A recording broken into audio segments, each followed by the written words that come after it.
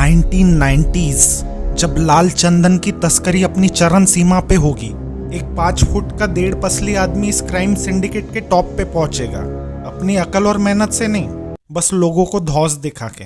Pushpa the rise, एक smuggling syndicate जो आज भी एक आयरन क्लैड रूल पे चलती है।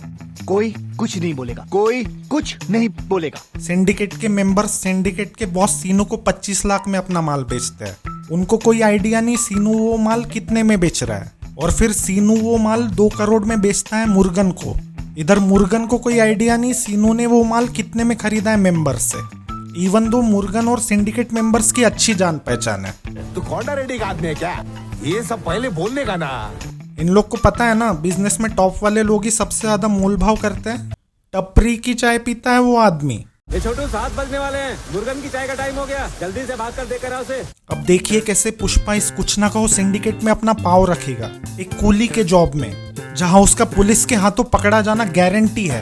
ये भाव किधर जा रहा है? वो गैर कानूनी काम है, उसमें घर लौटने की भी गारंटी नहीं है। और इस जानलेवा प्रॉब्लम को पुष्पा हमेशा हमेशा के लिए सॉल्व कर देगा, पुलिस वालों को धौंस दिखा के।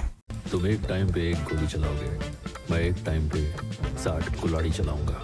फिर पुष्पा सिंडिकेट मेंबर कोंडा रेड्डी को पुलिस के चेक पॉइंट्स इजीली क्रॉस करने का आइडिया देगा, जो है बस माल के ऊपर एक टप्पर लगा दो वेल्डिंग करके। पुलिस तो ऊपर ऊपर से ही चेक करती है ना। इसमें तो खाली दूध है सर। वो सब ठीक है, पर ये जो माल चेन्नई पोर्ट जा रहा है, वहाँ पे लोग क्या ड्रिलिंग मशीन लेके बैठे हुए हैं टप्पर निकालने के लिए? मगर फिर एक दिन पुलिस नीचे से भी चेक कर लेती है, और अब डीएसपी गोविंद पूरे पुलिस फोर्स के साथ कोंडा रेड्डी के गोडाउन पहुंच जाता है। लेकिन उसके आने से जस्ट पहले पुष्पा सारा माल नदी में फेंक देता है, और फिर अपने दोस्त को डैम भेजता है, जहां सिर्फ एक आदमी बैठा हुआ रहेगा, और उसी का काम डैम के गेट्स बंद चालू करने का रहेगा।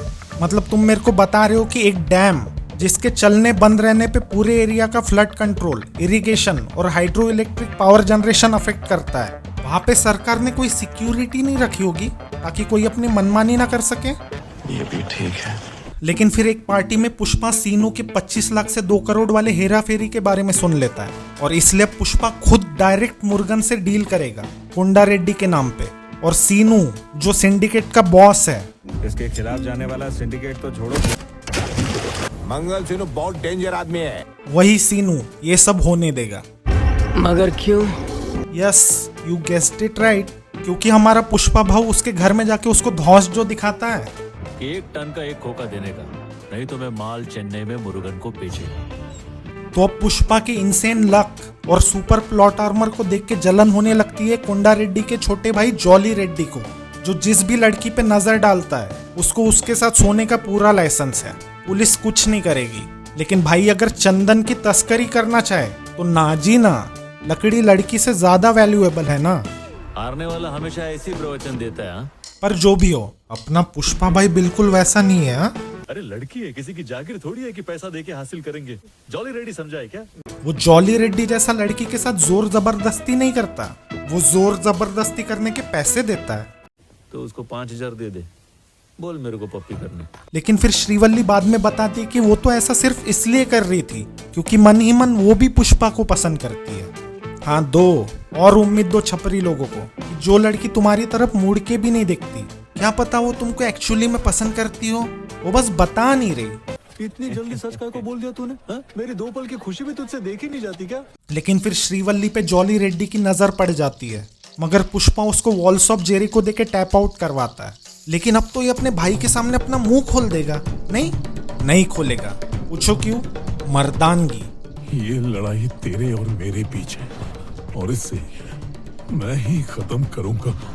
वाह भाई वाह, इस मूवी में पुष्पा ने जितनी स्ट्रगल की है ना, उससे ज्यादा स्ट्रगल तो नेपो बेबीज करते हैं पिक्चर मिलने के लिए। सीनू के हाथ से करोड़ों की डील चली गई, उसकी जॉब खतरे में है, लेकिन वो अपना पकड़ के बैठा रहेगा।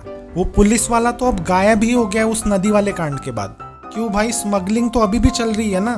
और अब ये जॉली रेड्डी मार खाने के बाद भी किसी को नहीं बताएगा, क्योंकि बात अब इसके मर्दानगी पे जो आ गई है। अबे मर्दानगी किसी पे जबरदस्ती करने पे नहीं, आदमी के काम में दिखती है, और इसके काम के बारे में तो लोगों का ये ओपिनियन है। वो लड़की के चक्कर से बाहर निकलेगा तब कुछ काम करेगा ना, उसके भरोसे हम माल नहीं छोड़ सकते। मगर ये जॉली रेड्डी के कुटाई की बात दबी नहीं रहती।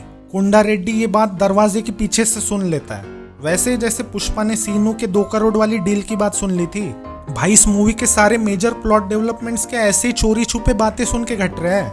उस दिन भी हमने सुना, तुम लोग बोल रहे थे ना पुष्पा ने जॉली रेड्डी को मारा, वही वाली बात मैं और कोंडा भैया बाहर से सब सुन रहे थे। तो अब कोंडा रेड्डी पुष्पा को मारने ही वाला होता है, लेकिन इस लकी चाइल्ड का लक देखो, बिल्कुल उसी टाइम पे सीनू के आदमी कोंडा रेड्डी को मार देते हैं। जिंदगी हो तो ऐसी हो, जिंदा तो झांट के बाल भी है। और फिर पुष्पा को सिंडिकेट का बॉस बना दिया जाता है। अब से सिंडिकेट का सारा काम पुष्पा ही संभालेगा। जिसको भी अपना माल बेचना है पुष्पा को ही बेचेगा। और बनाया भी क्यों ना जाए, पुष्पा ने 2 करोड़ का माल 1.5 करोड़ में जो बेचा है, और वो भी पहले से भी ज्यादा प्योर माल। जब मैंने धंधा शुरू किया था ना तभी देखा था, उसका बाद सीधा आज देख रहा मैं। सोना है रे सोना। बट फिर एक नया पुलिस वाला आ जाता है टाउन में, एसपी भंवर सिंह कुत्ता मारे, जिसकी पुष्पा के साथ ब्रांड की डेफिनेशन को लेके क्रिएटिव डिफरेंसेस होते हैं। ब्रांड का ठप्पा आदमी के कपड़ों में नहीं होता, कैरेक्टर में होता है। तो उसको 5,000 दे दे, बोल मेरे को पप्पी करने। लेकिन पुष्पा उसके साथ स्टार्टिंग में पंगा नहीं लेगा, क्योंकि माँ खुश है ना, पुष्पा की शादी जो हो रही है। मैंने उस दिन कुछ नहीं बोला क्योंकि मैं अपनी माँ को दुख नहीं देना चाहता था। अच्छा, मतलब इसके स्मगलिंग करने से, सिंडिकेट के खून खराबे से माँ खुश है, लेकिन पुलिस से थोड़ा सा भी पंगा हो जाए तो अरे बाप रे। और फिर एंड में पुष्पा की श्रीवल्ली के साथ शादी होती है, दूसरी बार। पहली बार तो उसका सौतेला भाई आके शादी तोड़वा देता है, क्योंकि पुष्पा उसके बाप की नाजायज औलाद है ना, तो इसलिए अब वो पुष्पा को अपने बाप का नाम यूज नहीं करने देगा, अपने बाप के क्रियाक्रम में शामिल नहीं होने देगा, उसको उसके ही घर से निकलवाएगा, सारे दिए गए गिफ्ट्स छीन लेगा, फिर उसकी शादी तोड़वाएगा। और अब जब वही शादी दूसरी बार हो रही है तो वो बोलता है, उसकी शादी कभी नहीं हो सकती। भाई तेरे जीने का और कोई रीजन है या नहीं?